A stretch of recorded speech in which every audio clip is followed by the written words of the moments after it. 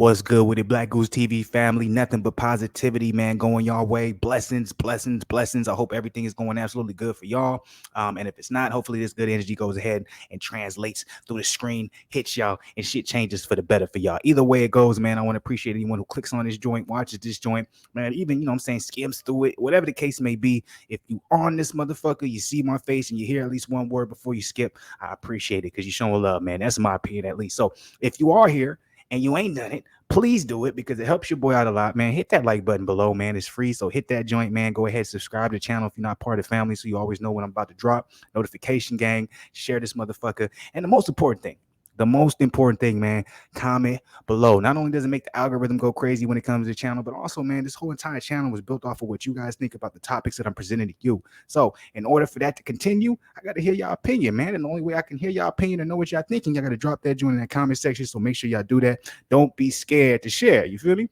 Let me know what y'all thinking. Let me know if y'all disagree with me. Let me know if y'all hating. I ain't sensitive, my nigga. Drop all that shit. I ain't tripping on none of it. So you already know what the game is. You already know what the deal is. I appreciate everybody up out there. As always, much love. But let's go ahead and get into this boxing news because it's about that time, right? Vergil Ortiz Jr., man, one of the up-and-coming stars when it comes to the 147 division, right? You know what I'm saying? Under Golden Boy Promotions, one of the guys, Oscar De La Hoya, is, I won't necessarily say parading, but promoting is a much better word, but both works depending on, you know what I'm saying, what side of the game you on or what side of the hate you on. He's up there as, one of Oscar De La Hoya's next big superstars alongside Ryan Garcia. If you want to talk about the most prominent or the next big things or money makers when it comes to Golden Boy Promotions, obviously you got Ryan Garcia. He is that guy. But then you also have Vergil Ortiz Jr. as some would say a close second, a far second, whatever the case may be. He's definitely second on that totem pole when it comes to Golden Boy Promotions and what they hope they can get from him, what his future is looking like. And then obviously you have Jaime Mwanga as well as number 3. That's my opinion. If I'm missing anybody, please correct me below. As always, if you want to throw somebody else up in there, but that's my top 3 when it comes to Golden Boy Promotions and who they're most focused on, who they think is going to be the next big star. Now, with that being said, we all know Vergil Ortiz Jr. He had a fight that was scheduled earlier this year. He was supposed to be facing David Avanesyan, but obviously, as everybody knows, he ended up coming down ill during the fight week, and they had to cancel it. He went to the hospital. The doctors, they said, good thing you did this. You could have, ended up, possibly, ruining your career, ruining your life, whatever the case may be. Very, very serious illness. You can actually compare it to something similar to what Teofimo Lopez was dealing with when he fought George Kambosos Jr. So an illness that was serious enough where it possibly could have derailed his career if he didn't catch it or if he wasn't just blessed by the gods, right?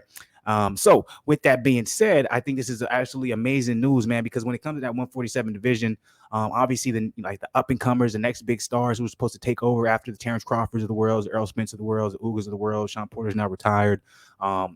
Danny Garcia's moved up, all these other things. Keith Thurman's, finna be on his way out.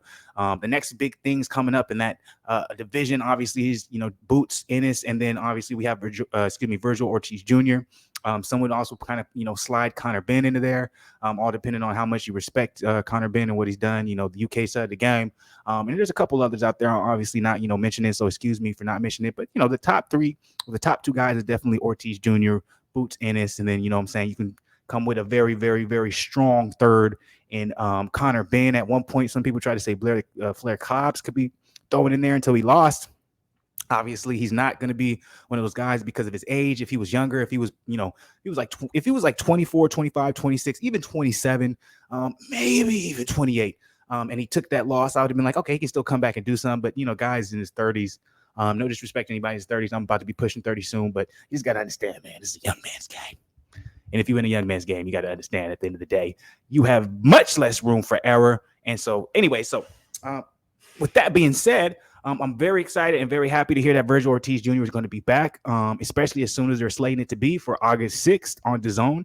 Unfortunately, it's not going to be against David Avanesyan, which would have been a banger of a fight because David Avanesyan is no slouch at all. He's a very good opponent. He's a very solid opponent. But it's going to be against Michael Mckinson instead. Now, I'm not saying that is a bad replacement. I actually still think that's a pretty good matchup. Both David Avanesyan and Michael Mckinson, I would say they're very similar when it comes to what level they are boxing wise. I would say David Avanesyan maybe be a little bit above Michael Mckinson, but this is really a drop off for Vergil Ortiz Jr. in my opinion. I think he's still a solid opponent, someone that he can face coming off of that serious illness that can kind of get that rust off of him for not being in the ring for about maybe like half a year now.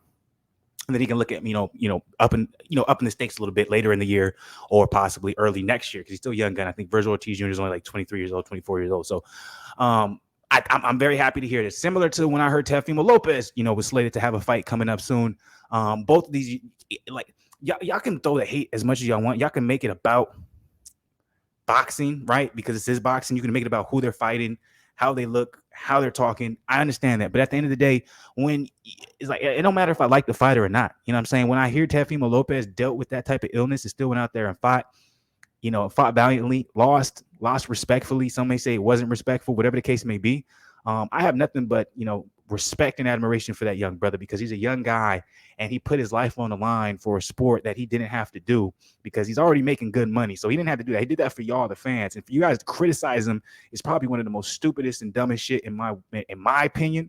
And that's why I have this channel. That's why I talk the way I talk, because a lot of these fans, a lot of you guys are just so biased on your favorite fighter. You're so quick to judge somebody. And it's like, man, look, just think if you working your job every day, right? And it wasn't just your boss, your supervisor, manager, whatever the case may be, that's criticizing you, but you literally got motherfuckers from the outside in, like dudes, like you in the office, right? You got people just looking into the window and they just come into the office and be like, that guy right there, he's terrible at his job. I've been watching him for the last 5 minutes. He's terrible at his job. I've been watching him for the last, let's say 36 minutes. He's terrible at his job, right? You're going to look at this dude like he's a fool and why you trying to fuck with me and how I make a living, right? That's how I see a lot of you biased ass fanboys when it comes to these fighters, where you just can't for a split second detach yourself from your favorite fighter and be like, I respect Teofimo Lopez for fighting with the illness that he fought with, and I'm very happy to see the young brother back, and he's going to be making his debut at 140. Rather than that, y'all gonna just come with, he lost to George Kambosos, he's overhyped, he didn't take the loss well, blah blah blah blah blah. And a lot of y'all's older than these dudes too, and I'm like, man, y'all gotta chill on that. You feel me? But that's my personal opinion. That's how I feel. You know what I'm saying? It's the same thing with Vergil Ortiz Jr. Ortiz Jr. doesn't get hate, and he doesn't deserve it. He's very solid. He's young. He keeps his mouth quiet. But as he grows and he starts to learn, or not learn, but as he starts seeing how powerful he is in this boxing game and what he's going to be able to grab and take hold of as he continues to, excel and progress. I hope he gets a little bit more swagger to him. I hope he gets a little bit more confidence to him. You know what I'm saying? A lot of people hate Jermell Charlo, but love Jamal because Jermell, he'll talk his shit. People hate that shit because they don't want to talk, because they know they can't talk their shit like that and be okay. So it's a hate type thing. Anyways, I'm getting off topic. I just want to say this, man. This is going to be a good fight, regardless if he faces Michael Mckinson or if he doesn't face anyone. I'm just happy the brother's back and he can get back on his path to being great, right? Because there was a moment and probably a possible thought where they didn't know if that was going to be a possibility. So I ain't got nothing respect for Vergil Ortiz Jr. and also Teofimo Lopez. We're going to see Teofimo Lopez back this summer as well. I also want to add in this too, man. We're kind of going past the space of all the firefights for summer. Remember I said, thank the boxing guys. Thank you blessing us for the summer. We went crazy weekend after weekend. If you don't believe me, man, check the Fluence Lounges. We've been absolutely lit, right? It's gonna slow down. We're now on that trajectory where all this shit finna slow down. And it's not boxing's fault because it wasn't supposed to slow down. We were supposed to have a Jamal Charlo fight. We were supposed to have a Demetrius Andrade fight. We were supposed to have an Anthony Joshua versus Usyk fight. But all those things have changed. So it is what it is. But seeing this, I'm excited for this fight. If it does happen against Michael Mckinson, if it doesn't, it is what it is. But let's go ahead and break this down just a little bit, then we can move on. Unbeaten, highly ranked 147 contender Vergil Ortiz Jr. won't be fighting against David Avanesyan as hoped for on August 6th in the main event on DAZN. Instead, Avanesyan, the 24-year-old, Vergil Ortiz will likely be facing unbeaten number 5 WBO Michael Mckinson, 22-0, 2 KOs in the headline on DAZN. Now, people, yeah, it says 2 KOs. He doesn't have power, but I'm telling you right now, Mckinson can box. Avanesyan, he gave a little bit more. I'm going to say a little bit more danger when it came to his power. He can crack a little bit better, but I actually think Michael Mckinson can box better than Avanesyan, even though I think Avanesyan is actually just like slightly a tier above Mckinson. But remember, styles make, matchups, they make fights. So Mckinson is clearly a couple of steps backward for Ortiz from his two previous opponents, from Calvi Lascas and Morris Hooker. Ideally, it would be more admirable for Golden Boy Promotion to find a better name for Vergil to fight instead of the light-hitting Mckinson, who is arguably built up record filled with unknown fighters. So I'm gonna go ahead and leave it at that right there. It is looking like most likely it's going to be Michael Mckinson on August 6th. I don't have a problem with it.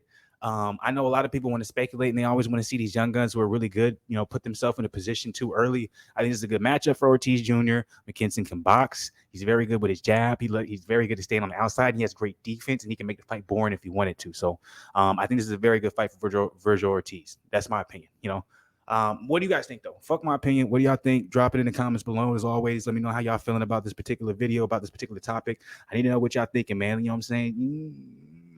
Drop all that shit in the comments, man. Stop being scared. But you already know what the deal is. You already know how we doing. We already know how we moving. We staying great. Never late. And if we is late, I guess it's just part of the fate. I'm doing the best I can to not do that again. You already know what it is, though. Fluence, I'm out of here. On the Sports Nigga side of the game. I'll be back.